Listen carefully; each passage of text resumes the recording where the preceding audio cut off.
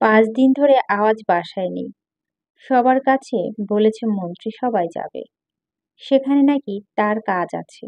বাসা থেকে বের হয়ে এখন পর্যন্ত কাউকে কল দেয়নি। এমনকি তার মাকেও না। ফজলুল চৌধুরীর সাথে সেদিন ঝামেলা হওয়ার আর কথা বলেনি আওয়াজ। যাওয়ার সময়ও বলা হয়নি। বিষয়টা নজর এড়ায়নি মায়া চৌধুরী। কিন্তু ছেলের চিন্তা আর জিজ্ঞেসও করা হয়নি কারণ। রুয়াদ মায়া চৌধুরী রুম থেকে এলো। তার ভীষণ খারাপ লাগছে আওয়াজের জন্য। এই 5 দিনে আওয়াজের শূন্যতা পুড়িয়ে মারছে তাকে। লোকটার প্রতি কেন এত মায়া জন্মেছে তার? তবে এর নাম কি ভালোবাসা? ব্যালকনিতে বসে আওয়াজকে কল দিচ্ছে। মোবাইল বারবার বন্ধ বলছে। চিন্তায় আছে রুয়াদ। আওয়াজের কিছু হয়নি তো? কল দিচ্ছে না বলে যেন চিন্তা পাগল হওয়ার উপক্রম হয়েছে।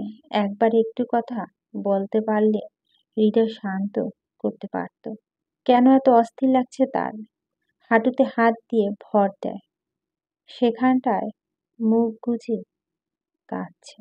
দম বন্ধ হয়ে আসছে তার। হঠাৎ রিংটন বেজে উঠল। রুয়া তড়িঘড়ি করে মাথা তুলে। আওয়াজ কল দিয়েছে। চোখে পানি দ্রুত মুছে কল রিসিভ করে। মানুষটা শান্ত স্বরে আওয়াজ ভেসে আসে। কল দিয়েছিলে? কথা বলার শক্তি নেই রুয়াদের।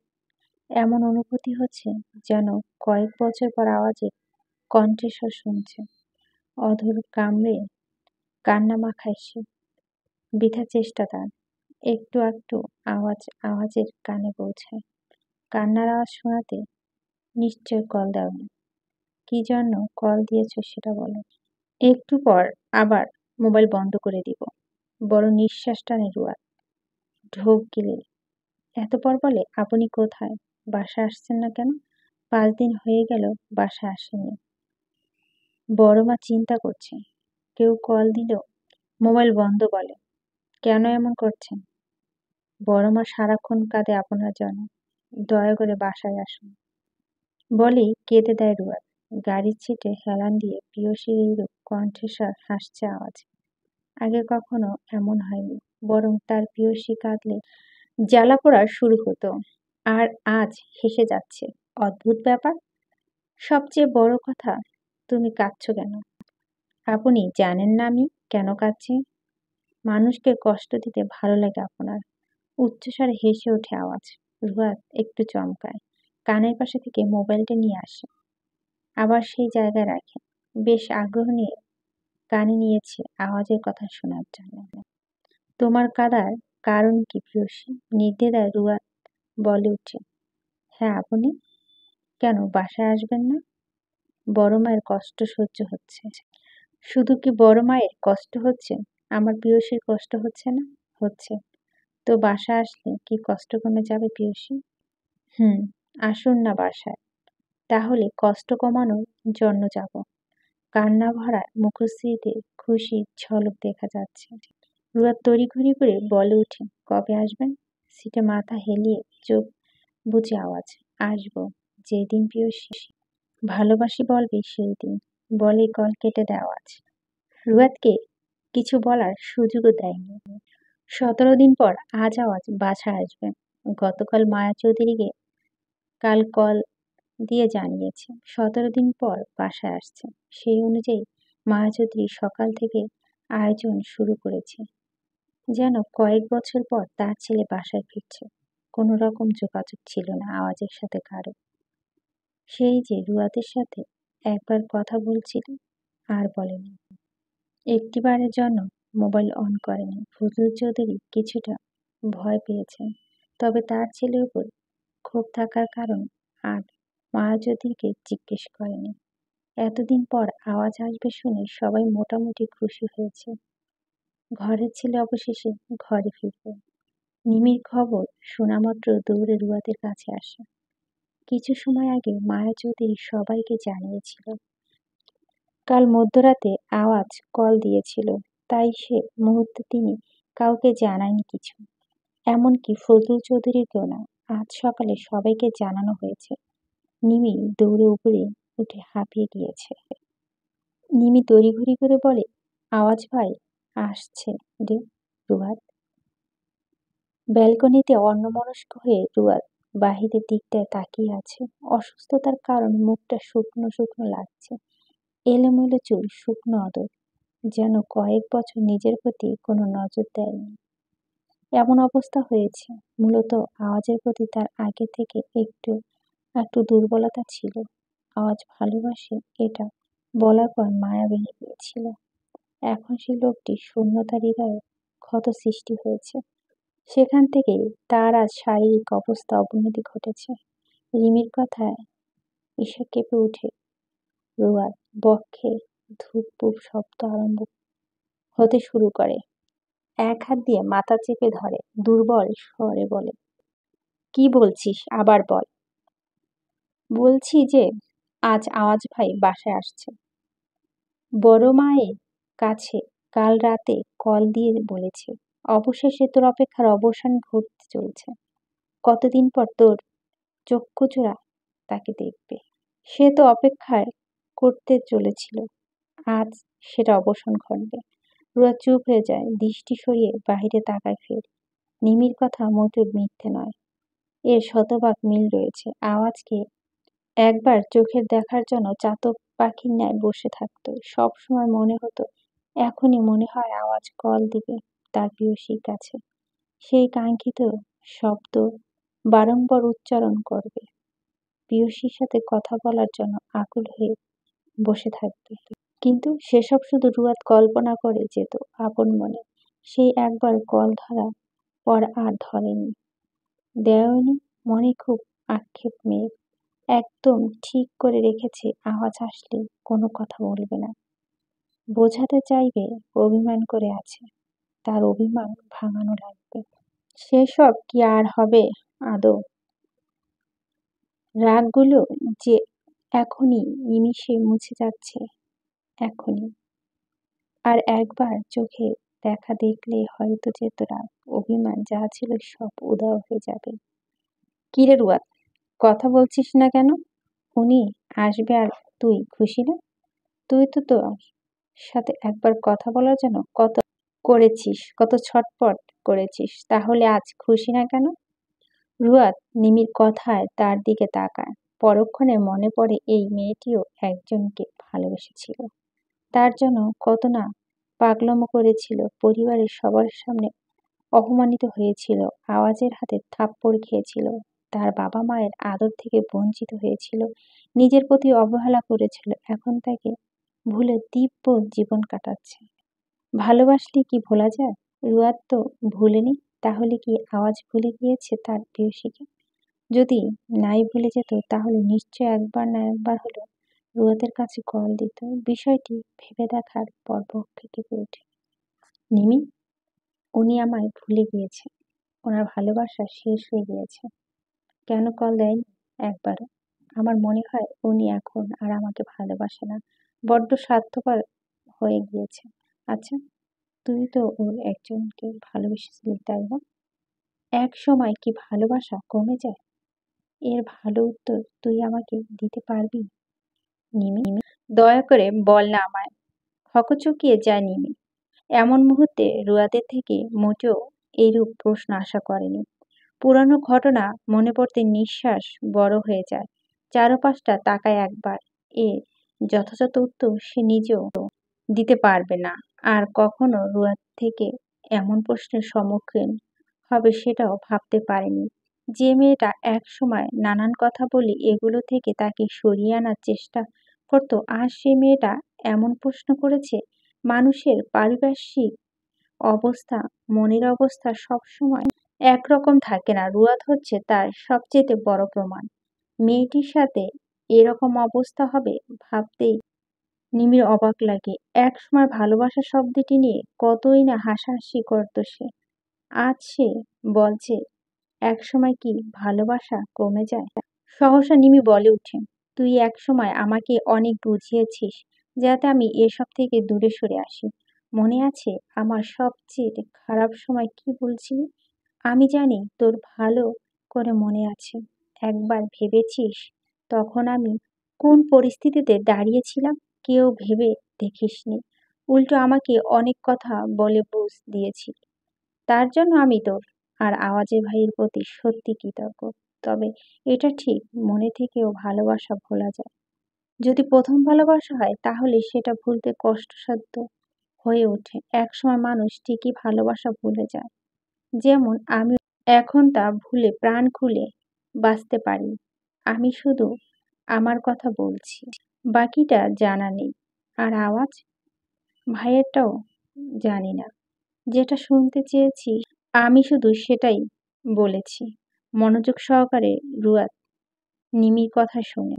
তার জীবনটা এভাবে এসে পরিণত হবে আগেও ভেবে দেখেনি, কখনো কল্পনাও করেনি। আজ তার এই অবস্থা দেখে নিজেই অবাক হচ্ছে।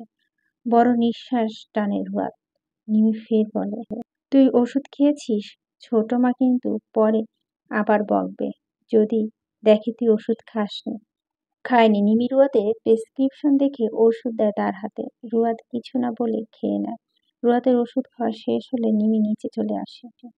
বিকাল ৩টার মধ্যে আওয়াজ বাসায় উপস্থিত হয়। তার সাথে ইনিমাকেও নিয়ে এসেছে, কারণ ইনিমার পরীক্ষা শেষ, তাই বোনকে নিয়ে একেবারে বাসায় এসেছে। মায়া চৌধুরী একসঙ্গে তার দুই ছেলে মেয়েকে দেখে আবেগ আপ্লুত হয়ে পড়ে। ইনিমা আসার কথা ছিল না, বলেছে এখন আসবে না। হঠাৎ আওয়াজের সাথে ইনিমাকে দেখে হতভম্ব হয়ে যায় মায়া চৌধুরী। ছেলে মেয়েকে চাপটে ধরে। এখন যেন তার ভিতরে প্রাণ ফিরে এসেছে। আওয়াজ তার মায়ের পিঠে হাত বুলিয়ে দিয়ে শান্ত করার চেষ্টায় আছে। ইনিমা খানিকটা বিরক্ত ভাব নিয়ে বলে, মা আমার, কত দূর থেকে এসেছি, তুমি আমাদের ভিতরে নিয়ে যাবে না?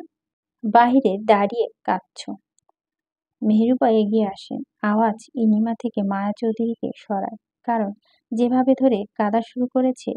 মেহেরুবা হাত ছাড়িয়ে দিয়ে আওয়াজকে আবার জড়িয়ে ধরে। ছেলে এমন কাণ্ড, তার মায়ের মন যে সারাক্ষণ অস্থির হয়ে থাকত, সে খবর কি রেখেছে সে?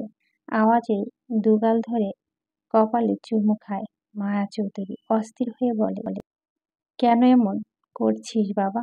মা কত চিন্তায় ছিলাম তোর জন্য। এই কয়টা দিন কল দিসনি। আমার কাছে যে কেমন লেগেছে বলে বোঝাতে পারবো না। মাকে কষ্ট দিতে ভালো লাগে তোর? আমার মনের অবস্থা একবারও ভেবে দেখলি না?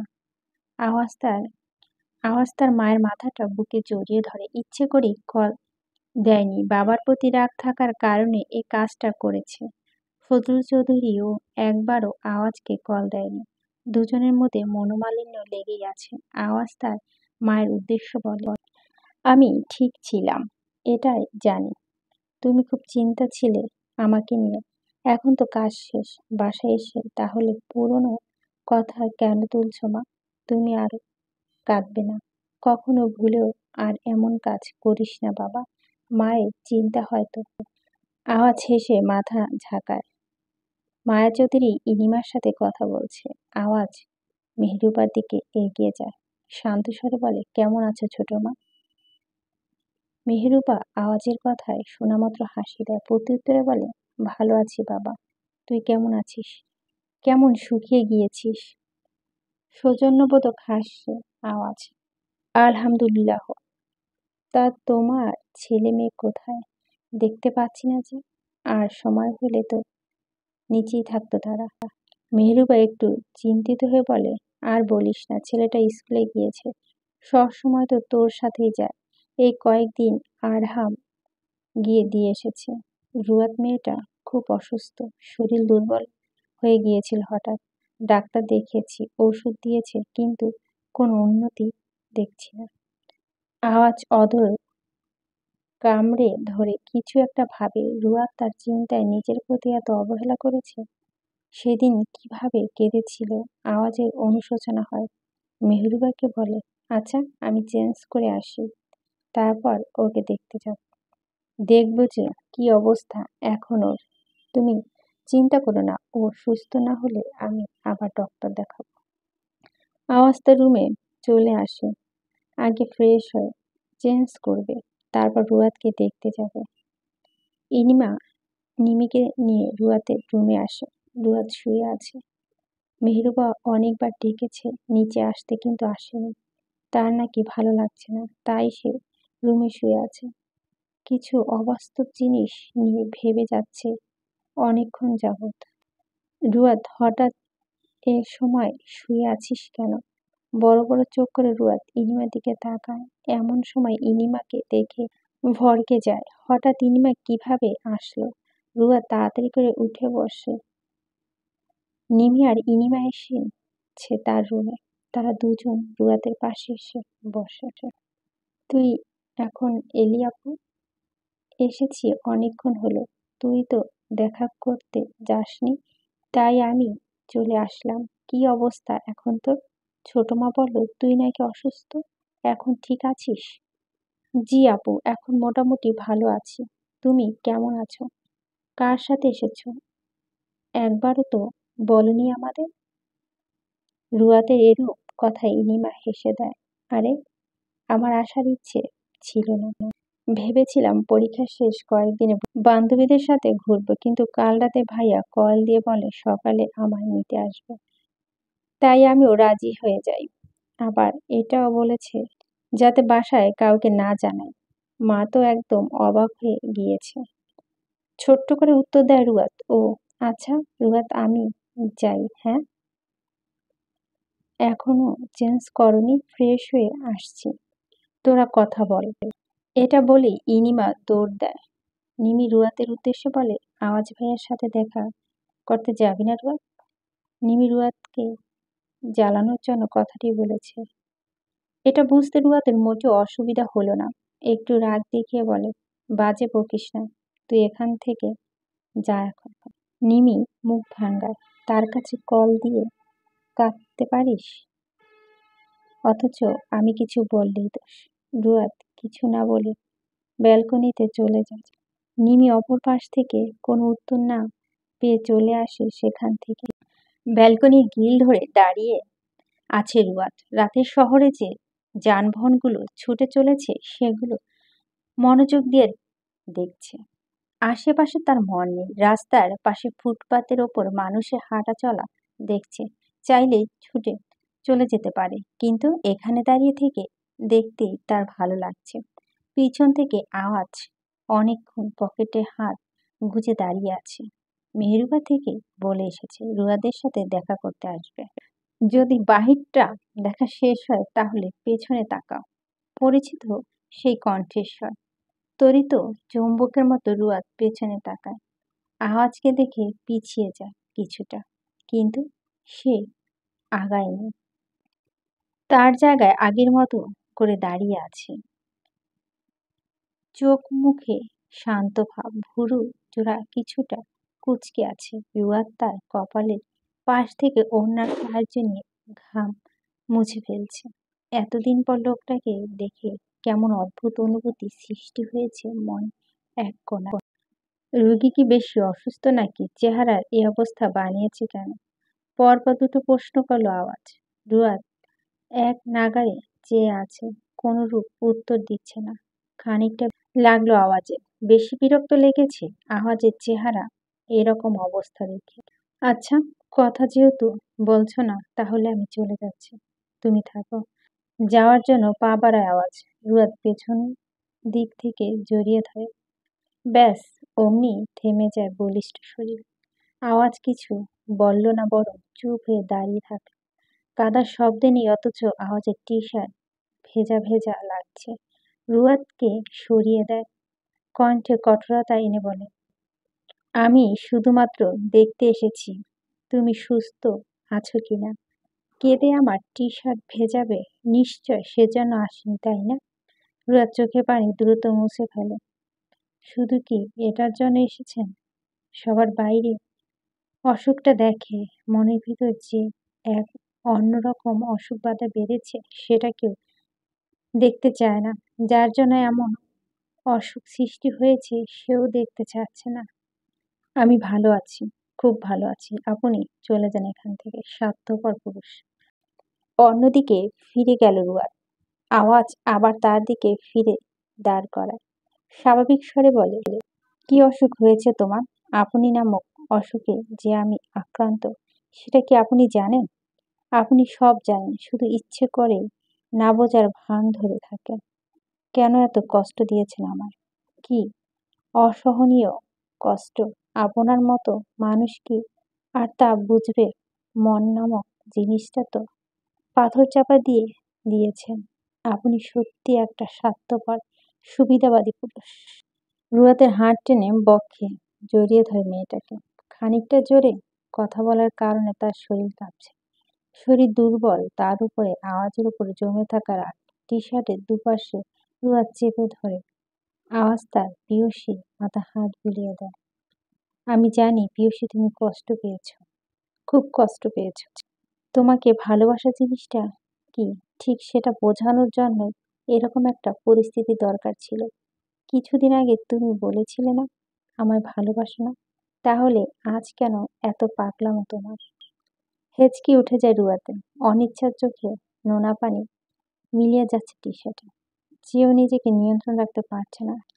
কত শত কষ্ট সহ্য করেছে, সেগুলোর কাছে এসব চোখের পানি সামান্য মাত্র। যদি ভালোবেসেছিলেন তাহলে দূরে গিয়ে কষ্ট কেন দিয়েছেন? মাঝে মধ্যে অসহ্যকর ব্যথা অনুভব হতো। আমার সহ্য করা কষ্টকর ছিল এমপি সাহেব। কেন এভাবে দূরে চলে গিয়েছিলেন আমার থেকে? স্মিত হাসে আওয়াজ। এর উত্তর দিয়েছি, তুমি সহ্য করে নিতে, তাহলে আর এমন হতো না। যাই হোক, তোমার শরীরের এই অবস্থা কেন? এর জন্য কি আমি দায়ী পিয়সী? সব দোষ আপনার। আপনার জন্য সব হয়েছে। আপনি এভাবে দূরে না গেলে আমায় এমন অবস্থা হতো না। আচ্ছা, তাহলে সেই মনের অসুখও আমার জন্য হয়েছে, সব বুঝলাম। কিন্তু তুমি আমার টি শার্ট এভাবে ভিজিয়ে দিচ্ছ কেন? জামাই মেরেছে তোমায়? যেভাবে কাঁদছো। রুয়াত আওয়াজে থেকে সরে আসে। আপনার থেকে এর চেয়ে ভালো কিছু আশা করা যায় না। আজ মুখটা রুয়াদের কানের পাশে নয়, ফিসফিস করে বলে, তুমি কি অন্য কিছু চাচ্ছ? এতক্ষণে মুখটা সরিয়ে আনে। রুয়াদ বেককলের মতো চেয়ে আছে। আওয়াজ আবার বলে, ছি পিয়সী চিন্তা ভাবনা তার এমপি সাহেবের থেকে কত দূরত্ব এগিয়ে চলছে। আপনি প্রথম বলেছেন। আওয়াজ রুয়াদের হাত ধরে বলে, হয়তো তোমার আমার পথ চলা এতটা সহজ সরল হবে না পিয়সী, অনেকটা সংগ্রাম করতে হবে। তবে ঠিক একদিন দিন শেষ তুমি আমার হয়ে যাবে। এমন পরিস্থিতি বারবার আসতে পারে। নিজেকে আরো শক্ত করো। ভেবেছিলাম বাসায় এসে তোমাকে আরো কড়া কথা শোনাবো, তবে তোমার চোখ মুখ দেখে আর সাহস পেলাম না। ভালোবেসেছ না কষ্ট পেতে হবে, এটাই নিয়ম। নিজেকে শক্ত করো। উফ, দূরে সরে গিয়েছিলাম, তবে ভালোবাসা একটু কমেনি। প্রিয়সী শোনো, রুয়াদের প্রেমের উপর নয়, প্রতিটা পাতায় আওয়াজ নামটি থাকবে। আমি কথা দিলাম তোমায়। আমার ছেলে মেয়েদের ব্যাপারে কথা বলার সর্বাধিক অধিকার আমার আছে। আমি ওদের বাবা হই। তাই বলছি, ইনিমার বিয়ের সাথে সাথে আওয়াজেরও বিয়েটা হবে। মানে দুজনের বিয়ে একই সাথে হবে। আমি সব ঠিক করে রেখেছি। আশা করি এখানে কেউ দ্বিমত পোষণ করবে না। সন্ধ্যা এক পারিবারিক আলোচনায় ফজলুল চৌধুরী কথাটি বলে ওঠে, কাউকে না জানিয়ে হুট করে একটা কাজ করে ফেলল। মায়া চৌধুরী কিছুটা রেগে যায় কথাটি শুনে। ভাগ্যিস আজ উপস্থিত নেই এখানে। এতদিনে অনেক কাজ জমা হয়ে পড়েছিল। সে সকালে বের হয়েছে, এখনো আসেনি। অন্য সময় হলে তাড়াতাড়ি চলে আসতো। হয়তো আজ কাজের চাপ বেশি, সেজন্য আসতে পারছে না। বাবার কথা শোনা মাত্র ইনিমা একদম হতভম্ব হয়ে যায়। বাসায় আসতে না আসতেই এমন খবর শুনবে তার জন্য মোটেও প্রস্তুত ছিল না। ফজলুল চৌধুরী বলছিল ইনিমা পড়াশোনা শেষ হলে এসব নিয়ে ভেবে দেখবে। এখনো তো তার পড়াশোনাই শেষ হয়নি, আর 1 বছর লাগবে। তার আগেই এসব কথা বলা শুরু করেছে। মায়া রেগে বলে ওঠে, কী সব বলা শুরু করেছো? একসাথে 2 ছেলে মেয়ে বিয়ে দিবে মানে কি? আমাকে একবারও বলছো এসব? কাউকে না জেনে হুট করে এমন সিদ্ধান্ত নিয়ে নিলে? একবারও জানানো প্রয়োজন বোধ করেনি। ফজলুল চৌধুরী ভাবলেশীন হয়ে বসে আছে। সবাই শুধু দেখে যাচ্ছে। কারো টু শব্দ করারও সাহস নেই এখানে। হয়তো বা সে ফজলুল চৌধুরী পছন্দ করে না। আমি বলেছি না, আমার ছেলে মেয়ে ব্যাপারে কথা বলার সর্বাধিক অধিকার আমার আছে। তাহলে আবার এরকম প্রশ্ন করছো কেন? মায়া চৌধুরী আবার বলে উঠে, আমি ওদের মা। আমার কি কথা বলার কোনো অধিকার নেই? সব অধিকার তুমি নিয়ে বসে আছো। আজ বাসায় আসুক, আমি সব বলবো ওকে। বাবা হয়ে কি এক উপকার করেছো? ফজলু চৌধুরী হাসে কিছুটা। আমি একবারও বলিনি তোমার অধিকার নেই। অবশ্যই আছে। তবে আমি যা ঠিক করেছি সেটাই হবে। আর আওয়াজকে যা বলার আছে বলে নেও। উঠছি আমি। ফজলু চৌধুরী চলে আসে সেখান থেকে। মায়া রাগ উঠছে। আজকাল বেশি বেশি করছে ফজলু চৌধুরী। কারো কথা পরোয়া করে না। নিজে যেটা ঠিক করে সেটাই করছে। এখন আবার ইনিমা আর আওয়াজের বিয়ে নিয়ে কথা বলা শুরু করেছে। কি যে এর কাণ্ড! ইনিমা তার রুমে চলে যায়। রুয়া তার নিমি কিছুই জানে না। এখন সন্ধ্যা, কিন্তু সেই বিকেলে ঘুমিয়েছে, এখনো ওঠেনি তারা। ঘুমে থাকার কারণে কেউ কিছু জানে না। ইনিমা তার নিজ রুমে বসে আছে। ফজলু চৌধুরী দরজা খোলার জন্য বলছিল, কিন্তু সে খুলেনি। এতবার ডাকার পরও প্রত্যুত্তর কিছুই বলেনি। তার বাবার প্রতি রাগ জমেছে ভীষণ। ঠিক করেছে, কোনো মতেই কথা বলবে না। এখন যে রুম এসে বসে আছে তার খবর নেই। যেবার নিচে এসে ডেকে গিয়েছে তারপরও খুলেনি। রুয়া ঘুম থেকে উঠে কিছুক্ষণ হয়েছে, কিন্তু নিমি এখনো ঘুমাচ্ছে। বিকেল হলে মাঝে মধ্যে বাচ্চাদের মতো রুয়া নিমিকে টেনে নিয়ে আসে ঘুমানোর জন্য। তখন কোনো মতেই ঘুমাতে চায় না, আবার ঘুমালে উঠতে চায় না। অদ্ভুত প্রাণী। অনেকক্ষণ ধরে নিমিকে ডেকে যাচ্ছে রুয়া। এক সময় বিরক্ত হয়ে আর ডাকেনি। রুম থেকে বের হয়ে আসে। ইনিমা রুমের উদ্দেশ্যে রওনা দেয়। দরজা দুবার নক করার পর অপর পাশ থেকে শব্দ আসে, কে? আপু, আমি রুয়াত। রুয়াত এসে শুনে ইনিমা দরজা খুলে দেয়। তোরা এত সময় ধরে ঘুমিয়েছিস? হ্যাঁ, আমি তো উঠেছি, কিন্তু নিমি এখনো ঘুমাচ্ছে। ইনিমা চুপ হয়ে যায়। মূলত তার কথা বলতে এখন ভালো লাগছে না। রোদ ভুরু কুঁচকে চেয়ে আছে। হঠাৎ ইনিমার মুখে এরূপ ভাব থেকে কিছুটা খটকা লাগলো। ফের বলে উঠে, কি হয়েছে তোমার আপু? কিছু নিয়ে চিন্তায় আছো তুমি? অবাক চোখে ইনিমা রুয়াদের দিকে তাকায়। রুয়াদ জানে না কি হয়েছে। পরক্ষণে মনে পড়ে তারা তো ঘুমিয়েছিল, জানবে বা কি করে। ইনিমা দুঃখ ভরা কণ্ঠে বলে, বাবা আমার আর ভাইয়ের বিয়ে একসঙ্গে দিবে বলে ঠিক করেছে। আচ্ছা তুমি বলো, আমার পড়াশোনা এখনো শেষ হয়নি, তার আগে এইসব নিয়ে পড়েছে। ভাইয়াটা ঠিক ছিল, কারণ ওর বয়স হয়েছে বিয়ে, ওকে বিয়ে দিলে দেওয়া যায়। কিন্তু আমার, জানিস আজ সন্ধ্যা বাবা সবার সামনে এটা বলেছে। মাকেও জানানি একবার। কি করব সেটা ভেবে উঠতে পারছি না। রুয়াদ আশ্চর্য হয়ে গিয়েছে কথাটি শুনে। মানে? হ্যাঁ, ঠিকই বলছি। বাবা যে কেন এমন শুরু করেছে কে জানে। আমার এসব খুব বিরক্ত লাগছে, একদম ভালো লাগছে না এগুলো। রুয়াদ আর কিছু বলল না। এবার মনে হয় সত্যি সত্যি আওয়াজকে হারিয়ে ফেলবে।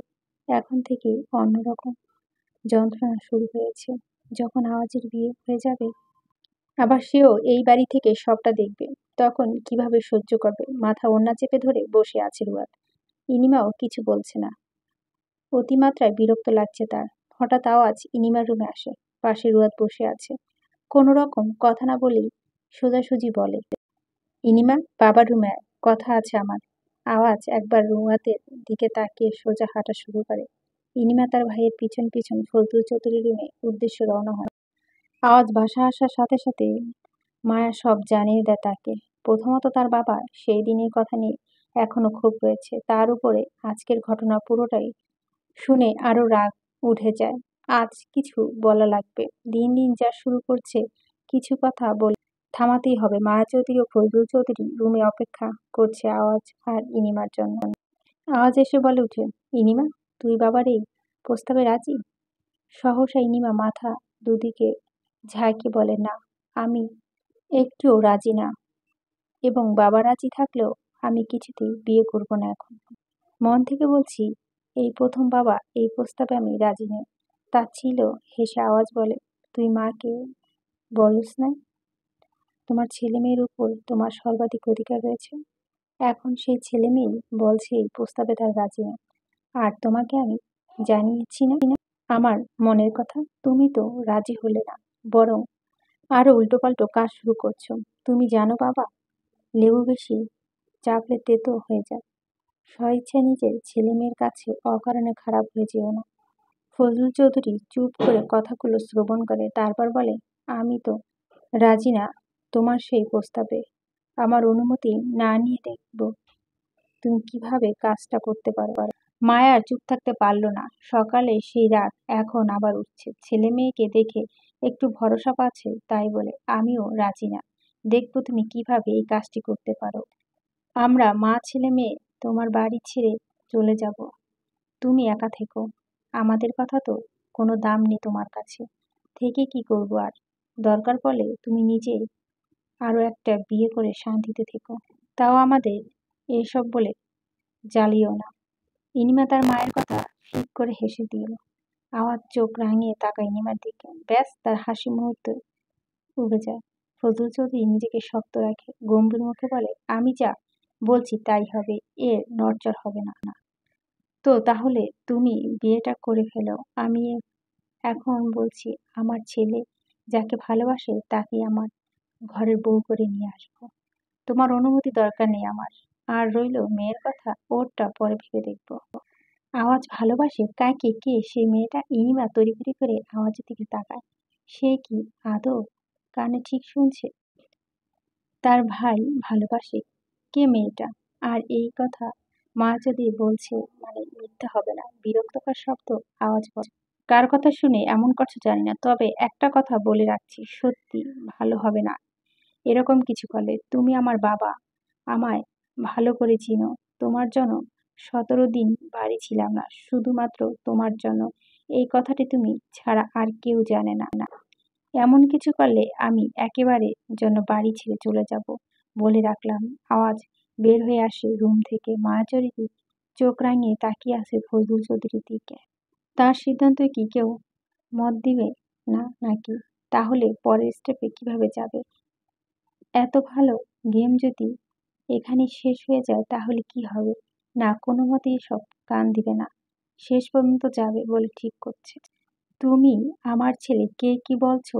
যার জন্য আওয়াজ এতদিন বাসায় ছিল না। ফজলুল চৌধুরী দ্বিধাবোধ করলো না, সোজাসাপটা বল, বলেছি আমি তোমার ছেলের কথা মেনে নিব না। তার এই সম্পর্কে আমার মত নেই, এটাই শুধু বলছি। তখন ও মত দেয়নি, এখনো দিচ্ছি না। ঠিক আছে, আমরাও দেখব তুমি কি করতে পারো। আমরা কেউ তোমার এমন প্রস্তাবে মত দেইনি আর দিবও না। মায়া চৌধুরী ইনিমার হাত ধরে বেরিয়ে আসে। ফজলুল চৌধুরী অসহায় দৃষ্টিতে চেয়ে আছে। এই মা ছেলের রাগের কাছে বরাবরের মতো পরাজিত তিনি, তবুও দেখে ছাড়বে শেষ পর্যন্ত তো হয়। রুহান পড়তে বসেছে। আওয়াজ ফ্রেশ হয়ে এসে রুয়াকেও খুঁজে যাচ্ছে সারা বাড়ি। এমনি কি তার রুমে গিয়ে খুঁজছে, তবে পায়নি। মেয়েটাকে খুঁজে না পেয়ে এক প্রকার অস্থির হয়ে ওঠে। কারণ আজকের ঘটনাটা রুয়া তো জানে না, জানার কথা না। যেহেতু সে এই বাড়িতে থাকে তাহলে নিশ্চয় জানবে। পুরো ঘটনা ক্লিয়ার করার জন্য রুয়াতকে খুঁজে যাচ্ছে। না হয় আবার কি পাগলামো শুরু করবে, কে জানে। রুহানের কাছে গিয়ে আওয়াজ বলে, তোমার আপু কোথায় রুহান? বইয়ের থেকে মাথা তুলে আওয়াজের দিকে তাকায় রুহান। চশমা ঠেলে ঠিক করে নেয়। ভাইয়া, আমি তো জানি না, ইনিমা আপুর কাছে ছিল। আওয়াজ আর কিছু বলল না। নিমি তার মায়ের রুমে, ইনিমা তো মায়া চৌধুরীর কাছেই ছিল। তাহলে রুয়াত কোথায়? পরক্ষণে মনে পড়ল ছাদে গিয়ে দেখিনি। আওয়াজ সোজা ছাদে যায়। ছাদে কিনারায় মেঝেতে বসে পা দুলাচ্ছে রুয়াত। বারবার একটা কথায় ভাবতে ভাবতে মাথা ধরে গিয়েছে। তুমি কি মরতে এসেছো? পিছনে ফিরে রুয়াত আওয়াজের দিকে তাকায়, আবার মুখটা সরিয়ে নেয়। আওয়াজ ভুরু কুঁচকে চেয়ে আছে। শুরু হয়েছে আবার রুয়াতের অভিমান।